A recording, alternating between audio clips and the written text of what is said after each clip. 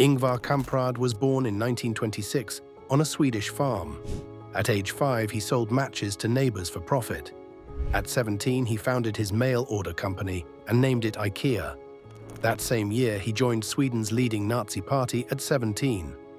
Swedish Security Service opened a file on him, labeled Memorandum Nazi. In 1942, he wrote that he had recruited Nazi comrades. His first employee was Austrian Jewish refugee Otto Ullmann.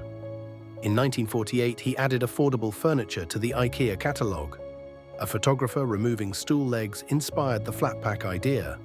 Flat-pack furniture cut shipping costs and transformed the company. The Allied victory ended the movement, but he kept the friendship. Into the 1950s, he wrote to fascist leader Per Engdahl. IKEA opened its first physical showroom in Älmhult, Sweden in 1958. Products got names, not numbers, because Kamprad was dyslexic. IKEA expanded across Europe and into the global market. Kamprad moved IKEA's ownership to Netherlands to minimize Swedish taxes. He drove an old Volvo and flew economy as a billionaire. A journalist uncovered his Nazi party membership in the 1990s. Kamprad apologized in 1994, calling his Nazi past his greatest mistake. He refused to denounce his fascist friend, even in 2010.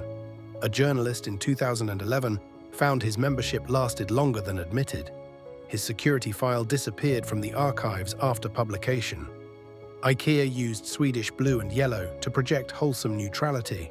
By 2000, IKEA had 200 stores and 10,000 products. The IKEA meatball became one of Sweden's most recognized food exports.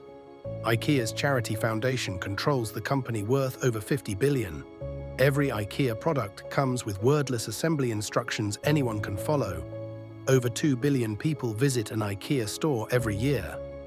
Ingvar Kamprad died January 28, 2018, aged 91 in Agunnaryd. IKEA is today the world's largest furniture retailer by revenue. IKEA's annual revenue reached $48 billion in 2023. There are over 460 IKEA stores in 60 countries.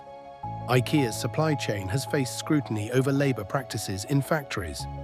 IKEA pledged 100% renewable energy by 2030. The Billy bookcase is the best-selling piece of furniture in history. His father used forced Russian prisoner labor on the family farm. His son, Peter Kamprad, ran the company after his death. His Jewish friend, Otto Ullmann, never knew of his Nazi activities.